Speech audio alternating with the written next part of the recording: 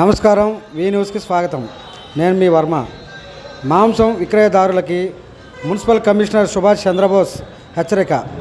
ఈ నెల 26వ తేదీ రిపబ్లిక్ డే సందర్భంగా వినుకొండ పట్టణంలో ఎటువంటి మాంసం దుకాణాలు అన్నీ మూసివేయాలని, ఎటువంటి మాంసం విక్రయించిన వారిపై చట్టరీత్యా చర్యలు తీసుకోబడతాయని, అదేవిధంగా హోటల్స్లో, రెస్టారెంట్లో మాంసాహారాలు అమ్మకూడదని హెచ్చరించారు.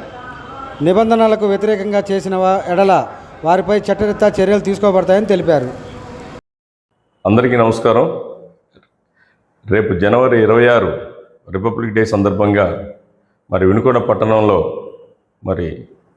జంతు వధశాలనే మనం పూర్తిగా నిర్మించడం జరుగుతుంది. ఆ రోజు ఎవరైతే మటన్ వ్యాపారస్తులు ఉన్నారో, చికెన్ షాప్ యజమానులు ఎవరైతే ఉన్నారో, అట్లాగే మిగిలిన బీఫ్ కానీ వేరే పోర్క్ కానీ ఎవరైనా కానీ ఉన్న వ్యాపారస్తులందరినీ కూడా కోరేది ఏంటంటే, జనవరి 26 రిపబ్లిక్ డే సందర్భంగా మీరందరూ కూడా ఆ జంతు వధశాలని ఆపాలని, ఆ రోజు వ్యాపారాన్ని నిలుపుదల చేయాలని చెప్పి కోరడం జరుగుతుంది.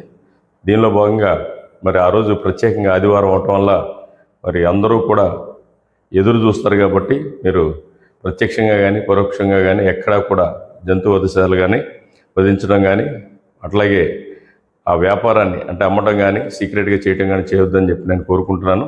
దివి న్యూస్ వారి ద్వారా అందరికీ తెలియజేసేది ఏంటంటే, వ్యాపారస్తులందరూ కూడా ఆ శనివారం ముందు రోజే ప్రిపేర్ అయ్యి ఆ రోజు పూర్తిగా ఆదివారం నాడు ఆ వ్యాపారం నిలుపుదల చేయాల్సిందిగా కోరుచున్నాను.